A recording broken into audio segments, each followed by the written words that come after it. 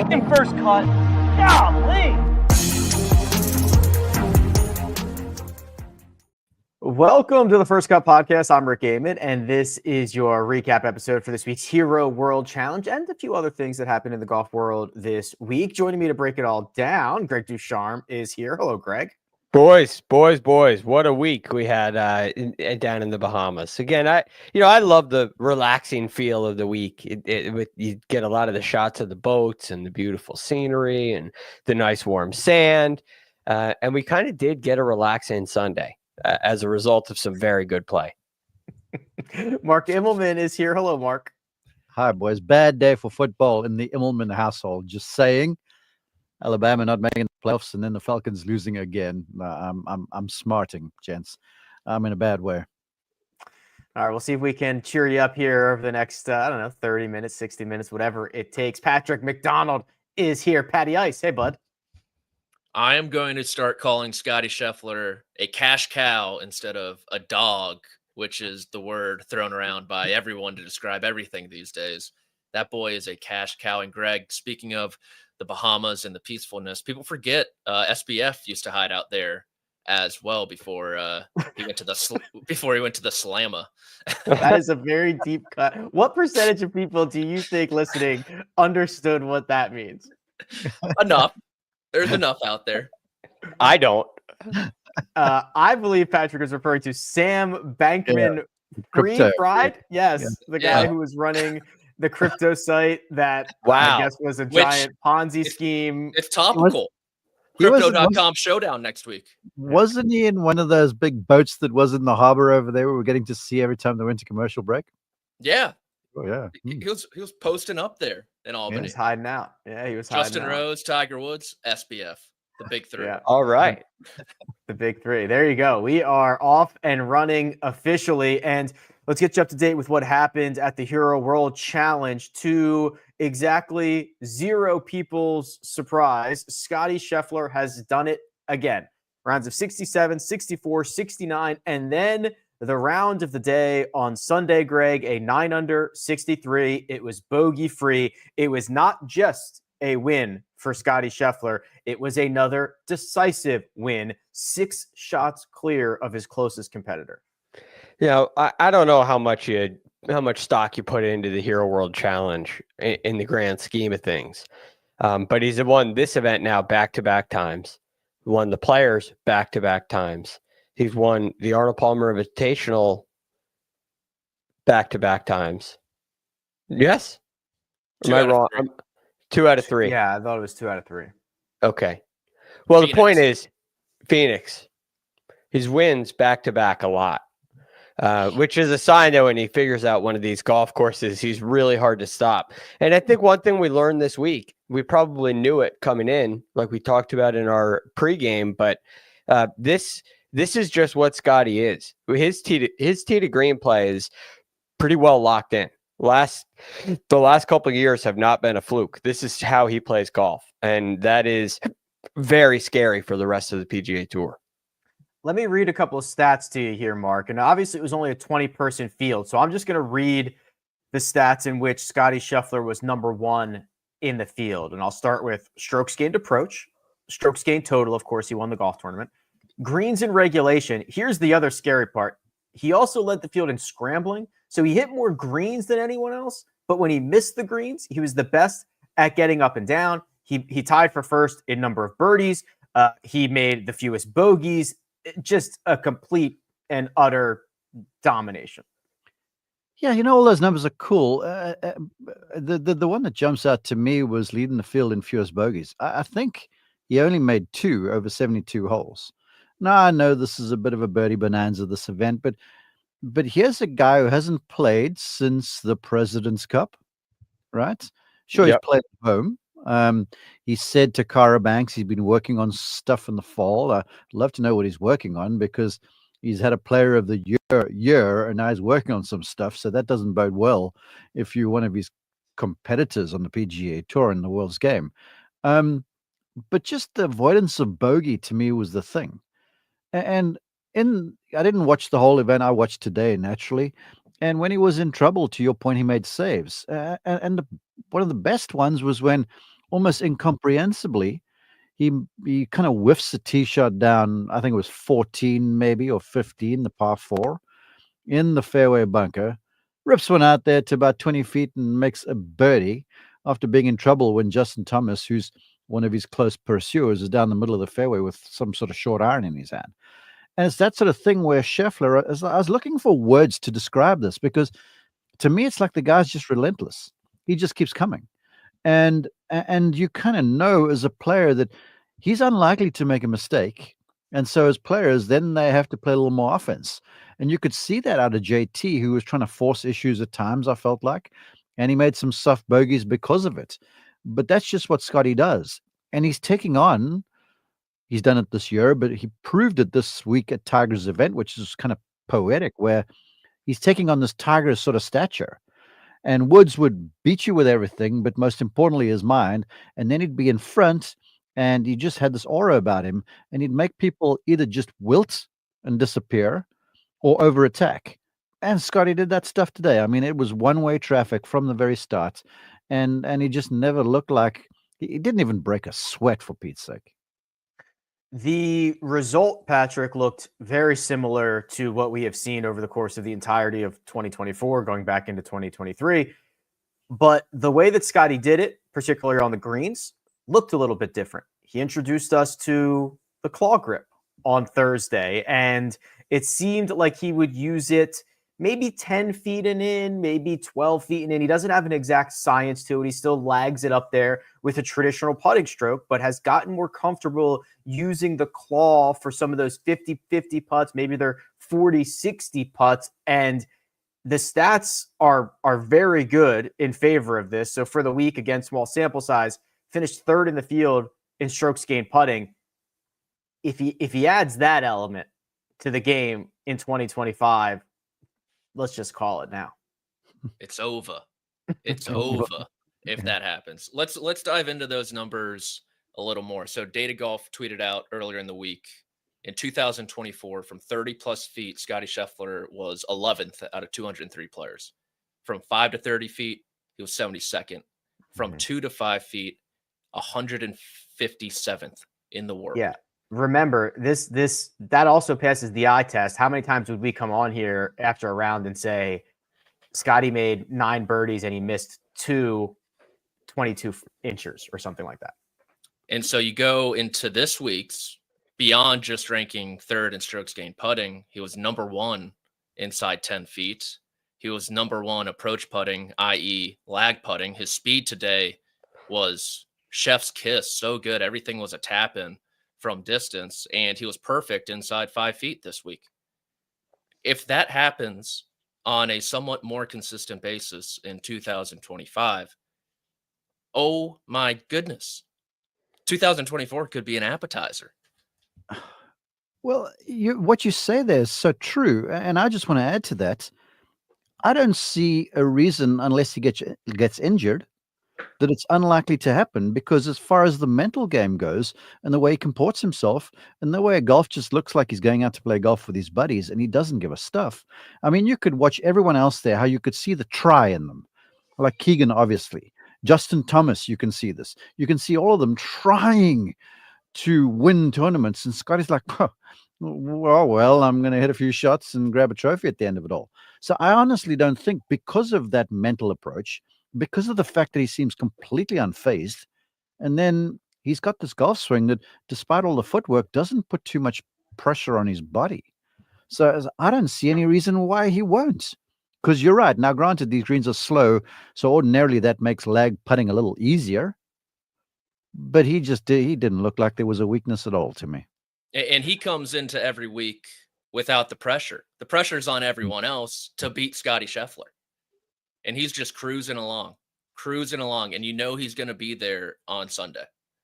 But isn't it amazing? Sorry, Greg, I'll tee you up with this. Isn't it amazing how a lot of his peers, I'm thinking of Rory, and I'm thinking of Xander, and these guys, that the major champions, JT, the guys who are supposed to win more majors, all of his contemporaries, it's like they are battling with their own destiny. And it's like there's this invisible something that they're competing against. Where Scottie doesn't look like he's got that issue. Now, maybe he does. He just does a great job of kind of keeping that under wraps somewhere. But like Rory, you'll see it at the Masters. He'll get there and you'll see he's a different cat. And Scottie just the same guy week in and week out. He does these things almost to a fault, where he just does what he does over and over and over and over and over and over and over again. And he has an ability to block out results and outcomes, which is something that the sports psychologist will tell you to do, but nobody really can do. It's very difficult to do. Scottie actually does it. You know, he does all the things that the sports psychologist would say you have to do to be successful.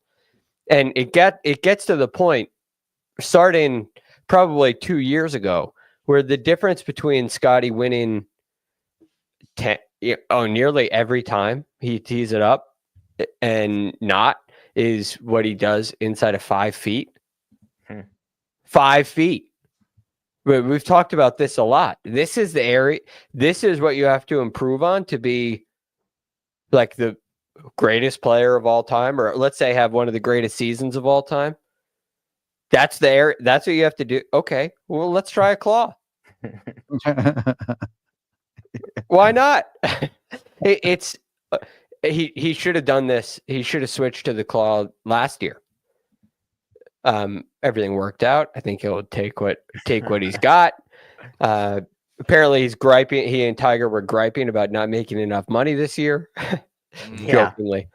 But it's unbelievable. And it is a real feat. You have this inevitability with his tee to green performance. And it blows my mind that the difference between a 6-shot win and you know, coming in second or tied third is putting inside of 5 feet. He should. Any of us could improve that. He should put the blade back in the bag, just for fun at this point. Just to make it a little more difficult. Let's get 2 major. Maybe after 2 majors, he can do that. Jay Monahan's going to send him an email. Be like, put the blade back in the bag. We need a little more parity on the PGA Tour, a little more excitement. But you know what? It's funny you say that, because to Greg's quip about the claw, here he's trying something. From what I understand, he broke it out earlier this week, unless this is one of the things he's been working on during his fall. So he's out there with a claw, and he just looked like he took to it like a duck to water. So, I mean, I'm sure right now with the confidence the way it's going, he could putt with a broomstick and be fine. It is just crazy to see the level that he's playing at. And comparisons are made to Tiger, rightfully so, and that's difficult for Scottie to wear. But Scottie seems cool with it. And where Tiger, you kind of knew he wanted to win, you know, Scottie he wants to win as well. But it's amazing how he just seems so laissez-faire about the thing when he's out there in the final round. He could still laugh about the Tiger comparisons, right? They're still such a long way away. He can laugh those off. Like the guys at 80, this is what Scottie could say. The guys at 82, I'm at 13. Right. What are you talking about here? It's very easy he's got 15 majors. I've got 2. Very easy to brush those things off. I think that's an advantage for Scottie in that department. But he's about to overtake one of the greats in Nick Faldo in terms of consecutive weeks in a row at world's number 1. I think it's just a couple more weeks or maybe one more before he overtakes Faldo. Then the only guys in front of him are Greg Norman and Tiger Woods. And the way he's going right now with the points he's accumulating, I think Greg Norman, Scottie's closer than what he appears in Greg Norman's rear view, as opposed to as it pertains to just the length of time spent at the world's number 1 player. According to Wikipedia, which is always 100% accurate, I believe he's going to overtake Nick Faldo on Monday, tomorrow. Oh, okay. There you go. Yeah. I believe that's correct. They are tied right now. So when the new rankings come out tomorrow, that'll be 82 weeks for Scottie. It'll break the tie. And then he'll have about 15 more weeks until he gets to Greg Norman, which will he could not play and stay there. So that's a given. And then he's got a few more 100 to get to a couple of Tiger runs there. But Scottie Scheffler, depending on how you count him, an 8-time or 9-time winner this year, just a little bit more business to do with Rory McIlroy going up against Brooks Koepka and Bryson DeChambeau next week in Las Vegas. We've got a lot more to get to. A lot of compelling golf being played behind Scottie Scheffler. But first, we're going to take a quick break and hear a word from our partners. Historic rivals with unforgettable seasons meet in a game of honor. The Army-Navy game presented by USAA. December 14th on CBS. And we're back. It was a runaway victory, Patrick, for Scottie Scheffler, but it didn't start that way. In fact, Justin Thomas was your overnight leader, 54 holes down, and Justin Thomas was one shot ahead of everybody else, and he got off to a very good start on Sunday by birdieing the first. However, he would give it right back on the second. That reverse bounce back, that birdie bogey trend, is something that he did 3 different times during this final round. It ended up being a 1 under 71, good enough for just solo third. Some very uncharacteristic short game shots, chips, and pitches from Justin Thomas today, which were ultimately his undoing, because by the time they walked off the 10th tee, Scheffler was cruising. And so Scheffler did, for as good as he played today, there was a moment there on the front 9 where he left the door open. He didn't take advantage of the short par 4. He didn't take advantage of the par 5 either. JT was in great positions on both of those holes. He's unable to get up and down. And then you couple that with the duff on number 2, a bad chip on number 9 also. And by the time he made the turn, the tournament was over. So another great result for him. He's still looking for that first win since Southern Hills. But just a few things to clean up. And if you're Justin Thomas, for how good he was from tee to green this week, if it's your short game that kind of let you down today, which he is top 3, top 5 in the world at, you're probably coming away pretty confident.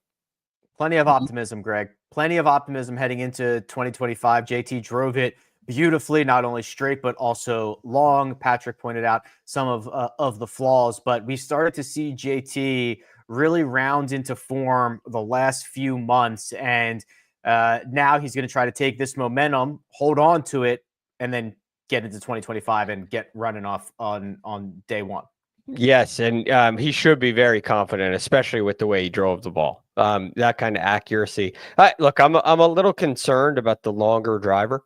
I'm concerned that that's not going to stick and not going to last. And there's going to be a day where all of a sudden that gets a little wayward. I think JT was in a very comfortable place on this golf course, and we saw it with the accuracy of his tee shots.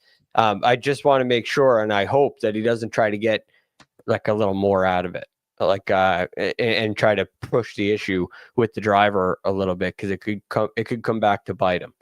But it was very impressed with the way he drove the ball. JT seems like he's back to good old JT, and which this kind of performance, this kind of statistical profile puts him in the mix to get into contention a lot. Whether he gets the job done or doesn't, this gets him in the mix quite a bit. The 46-inch driver, a little bit of a longer driver that JT put into play this week, Mark. He used it on the par 4 14th to drive the green. Only he and Scottie Scheffler were able to hold that green in the final round. He would go on to 2-putt for birdie. He said he put it into play because there wasn't a lot of wind. He felt comfortable with it. You get some generous landing areas at Albany. I will be interested to see whether this is a week-by-week decision, depending, or even a day-by-day decision, depending on setup and conditions or anything like that. But it seemed to be much easier for JT this week to put something that is new in play. Yeah, but all that being said, to the boys' points to build on them, I think there's a lot of positives. Just before I address the driver, though, now I know he was trying to over-attack coming in, and he made some soft bogeys. So maybe 71 isn't really indicative of how the way he played. But when you're playing alongside Scheffler in the final group, and your boy dusts you by 8, that is a bitter pill to swallow. There's no amount of cash that's going to make that feel any better, especially for someone like Justin Thomas, who is a major champion, who is a tournament winner, and he's looking to win events right now. Top 5s are cool. They're cool for all that sort of stuff, but he's wanting to win events. Now, to the driver, it's the game in which we're playing right now, and there are a few drives that I felt like he hit that were really impressive to me. And the one that stands out, and he tried to replicate it on the 18th, but it didn't work out. And he got up there on 9, a little right to left sort of helping breeze, which made it easier. And JT, who likes to go to a fade, and he does have a fairway finder, like a lower flighted one if he needs. He's just set one off over the edge of the water down the right and turned it on the breeze to the tune of some 340 or whatever. And I was like, okay, this is real. But there was once or twice that he lost the handle on it some. But when you get to some of these courses where power is a real thing, like I think of Torrey Pines early next year, he always plays great at Kapalua. So he's going to let that thing fly over there because the fairways are so wide. But then you get to Torrey Pines, just bludgeon the thing down there because the rough is so thick anyway that people are just gouging balls out to try and get on the green. So I almost feel like this thing may be a stayer because I like the shape with the golf swing. To me, in a strange way, the longer driver is almost deepening the arm swing a little bit more at the top, and he doesn't look as vertical. So as a result, he doesn't look like he tilts back out of it so much through contact. So I think it's all sunshine lollipops right now off the tee.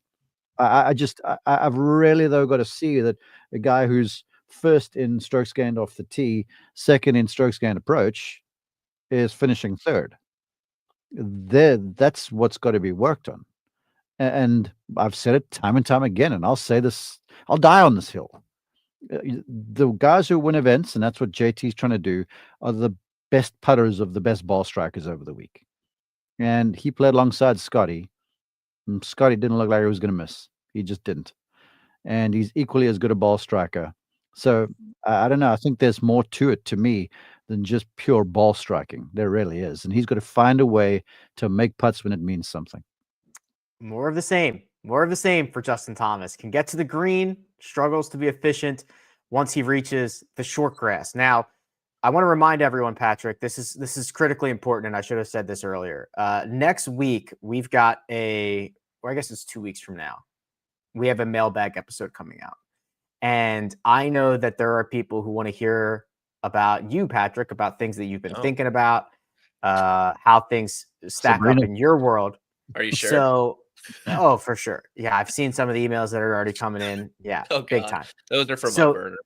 If you want to send your questions, your comments, your concerns, we'll address them on that mailbag episode.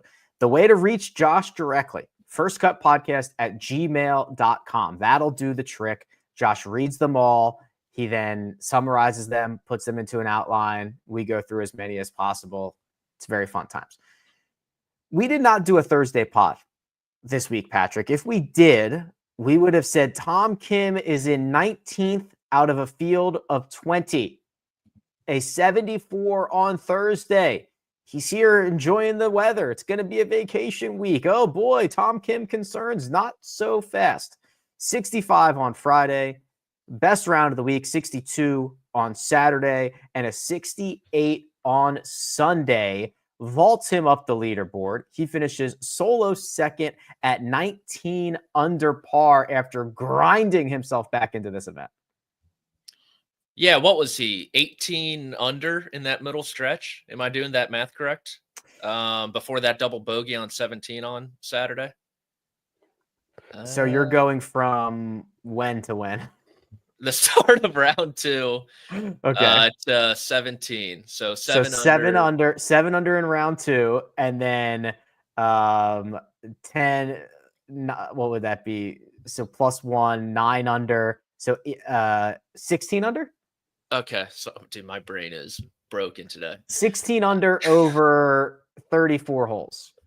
Yeah, and he got off to a solid start. Nothing really fancy on the front 9. Made birdie on all the par 5s, which you're supposed to do. Like JT, he had that pitch on the short par 4 that kind of got away from him. He was putting pretty aggressively today, just ramming everything in, and then the 3-putt on 11 was kind of the final nail in the coffin, honestly. But we talked about distance with JT.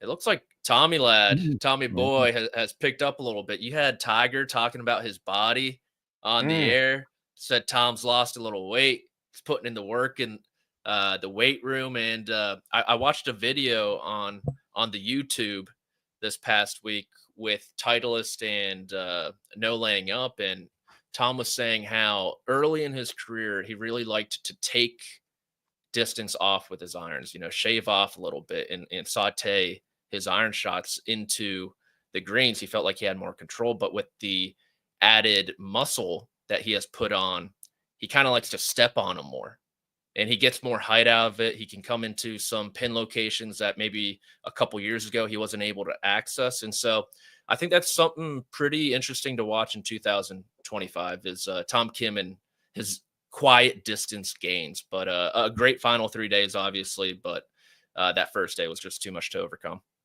Not so quiet. Tiger's talking about him on the broadcast. I think that's a very true. very loud distance gains for Tom Kim. Greg, are you encouraged? Are you optimistic? Or are you pessimistic about the fact that Tom Kim finished solo second? He tied for the lead this week in birdies or better. However, he made 8 different bogeys and a double. A little bit sloppy on that end of things. Does that get you? Does that get you all, warm and fuzzy, or are you hot and bothered by that? More warm and fuzzy this time of year, especially. Sure. I think especially if you're talking about a guy putting in some work in the gym, trying to address an issue, which, make no mistake about it, his driving distance was an issue for him. And it put him, when you start looking at some of these major championships, some of the events that you'd like to think Tom Kim is a factor in, and, he's out before the first tee shot because it's just not long enough. That's the sense that you get at some of these really big golf courses.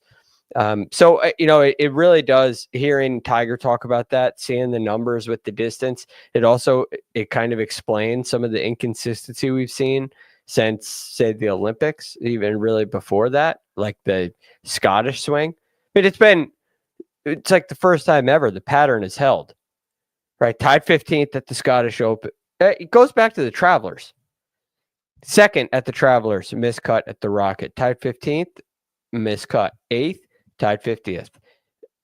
Miscut, second, miscut, second. It's pretty wild inconsistency in finishing positions. But if he's going to gain distance as a result of that, I'm all for it. You're muted, Rick. Rick's on the mute. Guy goes on vacation and just loses his edge. I'm truly embarrassed. I'm sorry. I was trying to protect everyone from outside noise, and I just jammed myself. So I apologize. It's embarrassing. It is embarrassing. I'm embarrassed. Rick, you make one bogey and now you get skewered. What's the outside noise? A little happy hour at the resort. A little a little like these birds. These birds are loud. Yeah, they're partying out there. I'm in here working. Like, come on, guys. I got things to do. Tom Kim, solo second, Mark. I want to remind everyone, still 22 years old. He's a baby.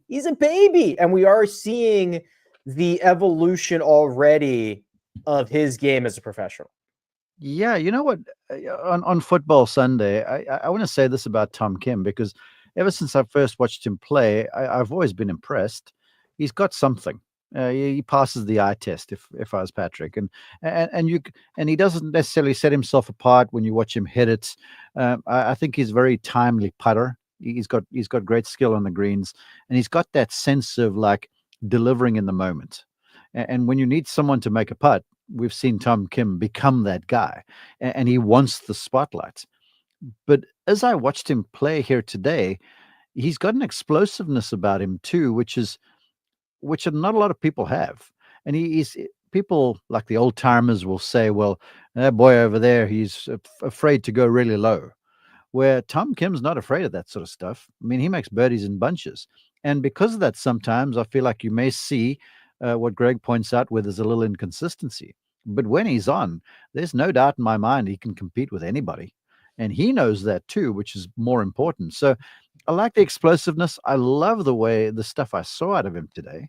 He was decisive. There was no hanging around. Remember how long he was taking over putts just 4 months ago? It was nauseating, man. And there was a whole lot more like, I know what I'm doing. The golf swing, the putting stroke, all this work he's put in is sort of settling now. So there's less thought, and it's becoming more react. And so I feel like this has been a really good week for him. And I just want to, tip my cap and say, look, after 74 in the Bahamas, he could have been going out to happy hour with Rick.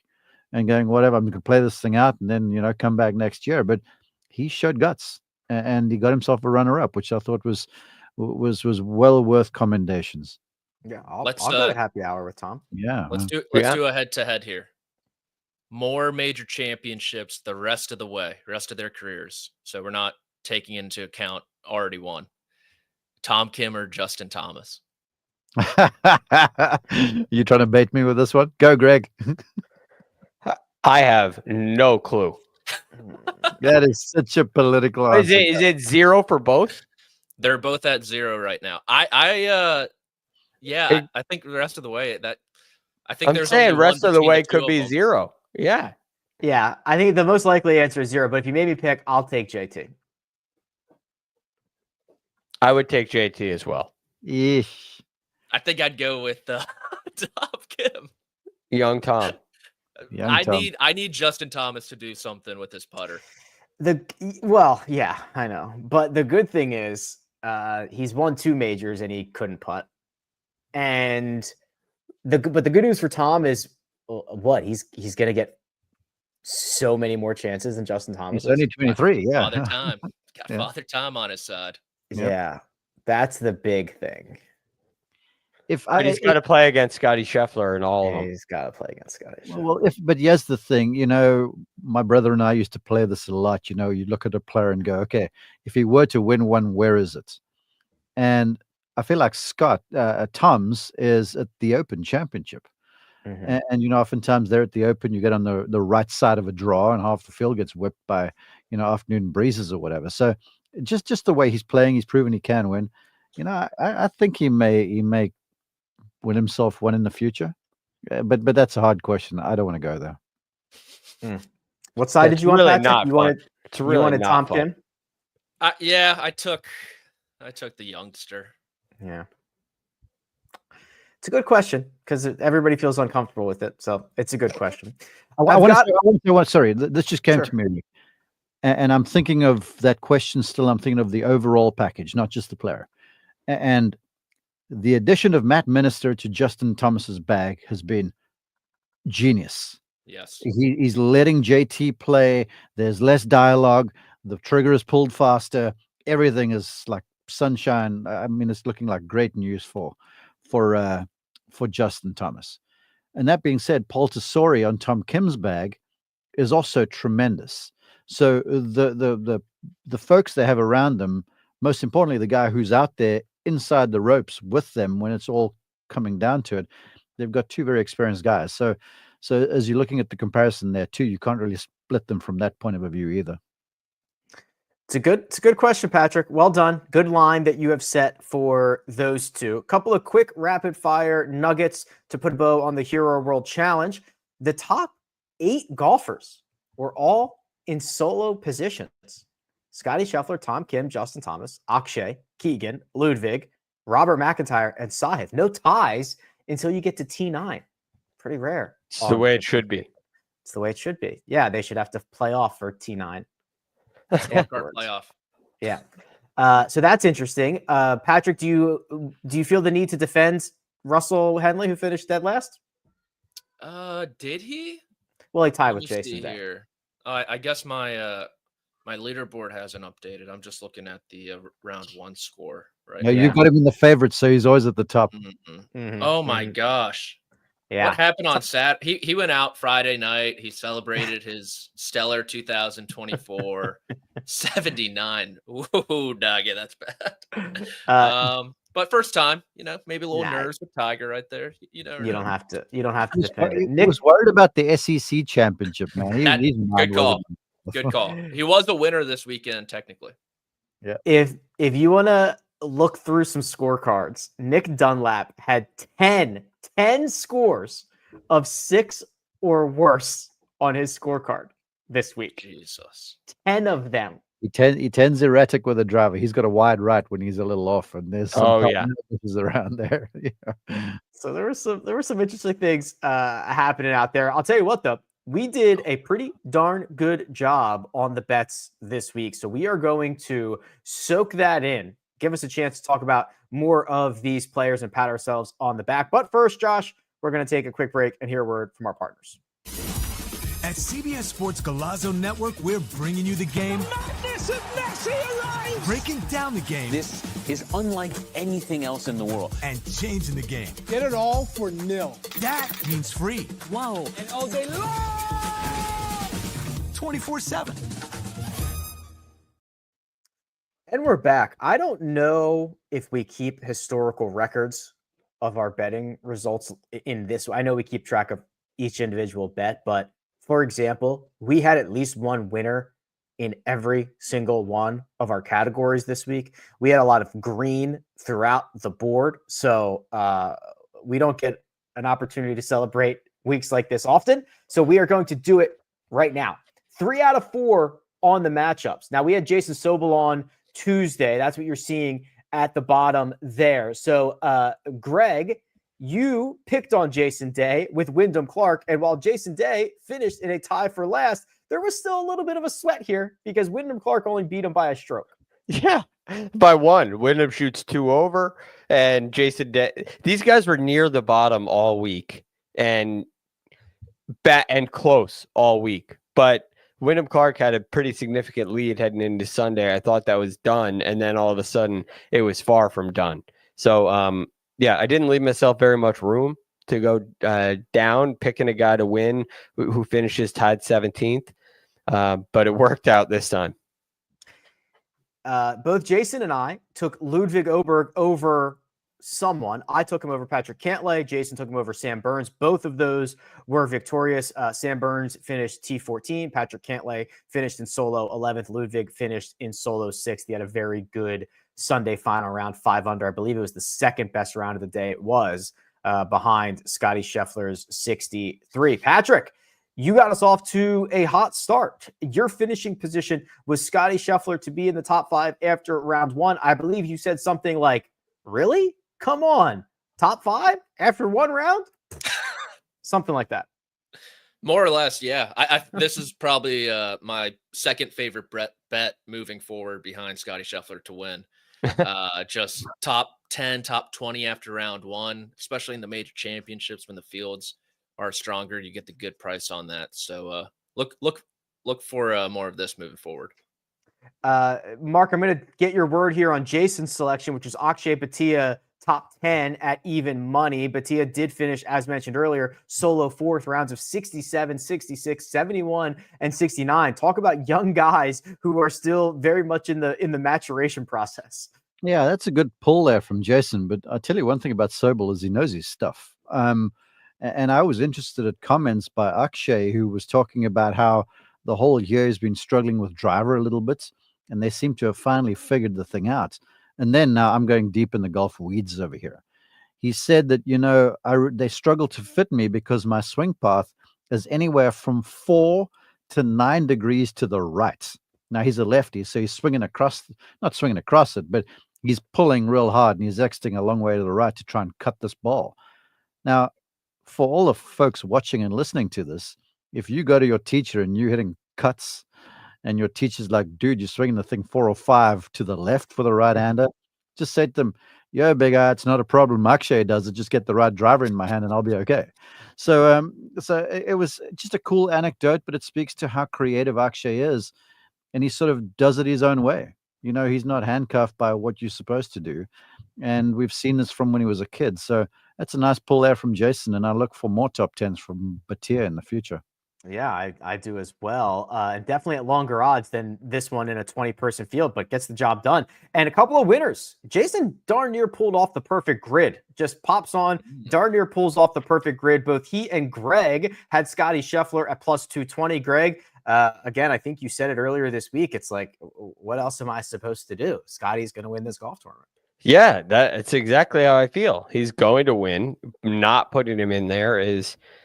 unless you go to a different tournament, like some of you guys did, unless you go to a different tournament, it's just choosing to be wrong, because you like, why would I type in a name in red? I'm not going to do that. So happy to hit on Scottie. Very, very disappointed in Ludwig for not coming in second. That would have been cool. That would have been very cool if he could get the job done. The bonus bets were just as good, if not better. So let's get some green on the board here. I'm going to go in order of shortest to longest. So there were 3 different. This is such a bad advertisement. The only like traditional wager that's on here lost.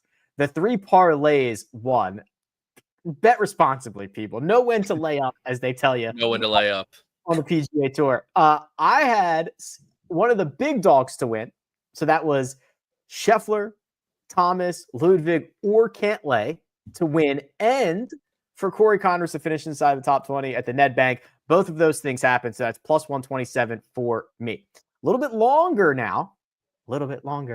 Scottie Scheffler to finish inside the top 5, and Clemson plus 2.5. That was Jason's bonus bet cash. Both of those, that parlay was plus 159, and Patrick, big dog, going down to the big dog, Patrick. He goes with 3 winners. Scheffler to win. Those Pittsburgh Steelers on the money line. Those Oregon Ducks, quack, quack, quack, on the money line. He gets them all and gets it at plus 592. Woo. The key for parlays, Mark, if you're taking notes, it looks like you're writing down something, is to make sure they're correlated. And at the surface, you would think football game, tell us NFL game, and the Hero War Challenge is correlated. And you have Oregon winning, which obviously propelled the Pittsburgh Steelers because I think 10 years ago they had an Oregon quarterback. Shout out to Dennis Dixon. And then George Pickens, he's out for the Steelers today. They win despite that. Georgia Bulldogs beat who? The Texas Longhorns. Scottie Scheffler, a little revenge game. Scottie Scheffler at the Hero World Challenge, cruises to the finish line.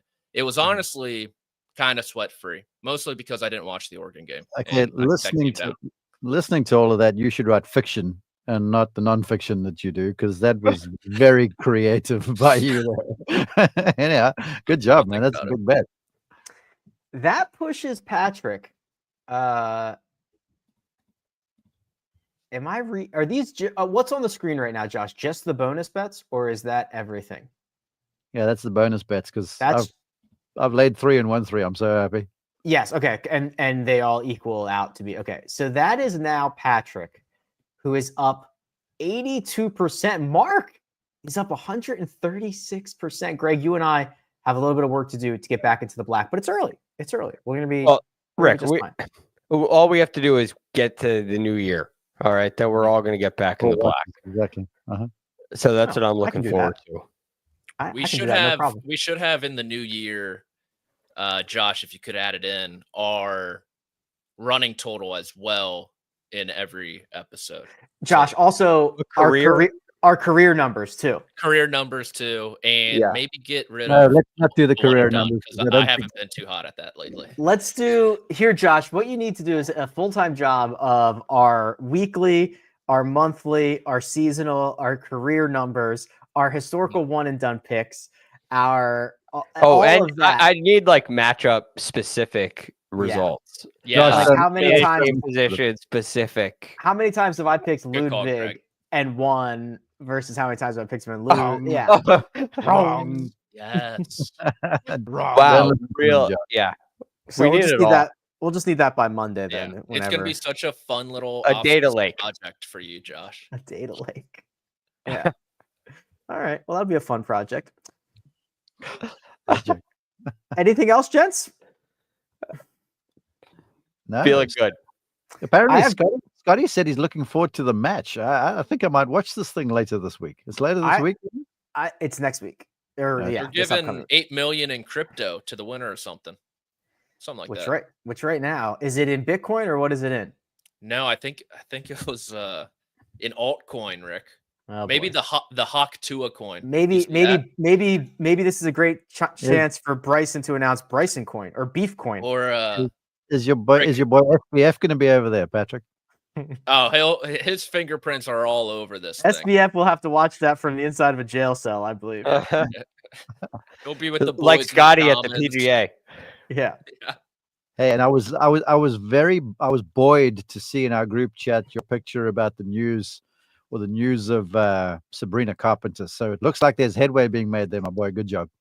It was just a matter of time, Patrick. She got she started out as like a B-lister when she started dating him, and now she's a mega superstar. She can't stay with him. She's got to move on to someone like you.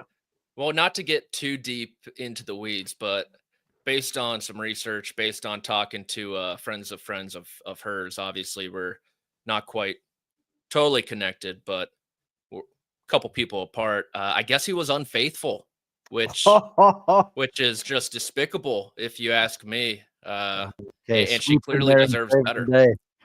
Yeah, clearly deserves just a gentleman, open doors, all that jazz. All men are dogs, is what I have heard. Just absolute despicable. Despicable. Unless they're on the golf course. Patrick's going to get something in there like the rider on the white horse with the flowing locks and the robe and the whole thing. Come on, big eye. Next week. Okay, I just found it, Josh. Sorry, I had it in my notes. So 2 shows next week. Tuesday and Thursday. Tuesday is the five defining statements of 2024. Like quotes? More like impressions, not like, things that left an impression on you, things that'll stick on your brain. Oh gosh. All right.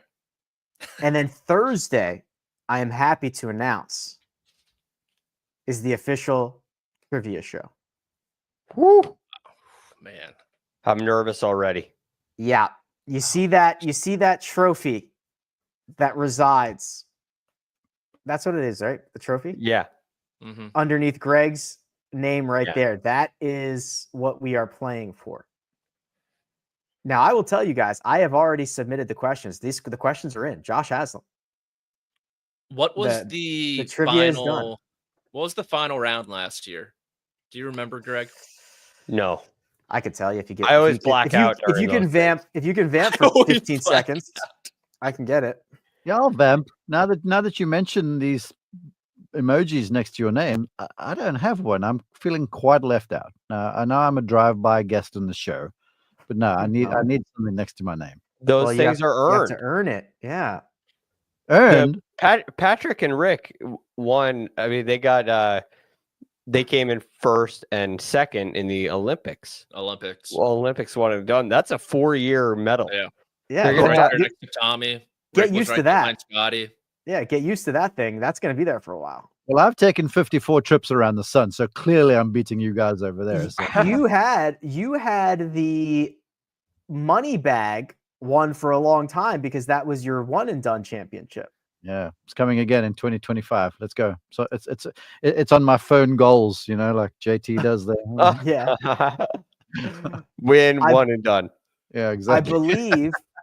I believe the final question from last year was this one.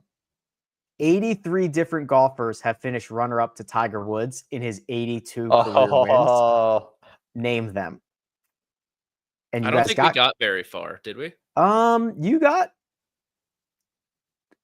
a decent bit as I'm looking through the ones that I checked off. Yeah, I mean, okay.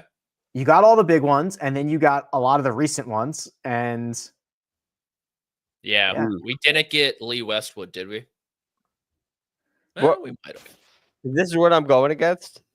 This kind of memory.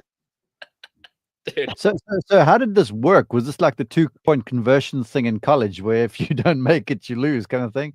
If you got an answer wrong, did you lose? Yeah. So what happens is we play. So the first main round, the 3 of you will play to see which 2 of you go to the finals, and then in the finals, it is just basically a long list of correct answers.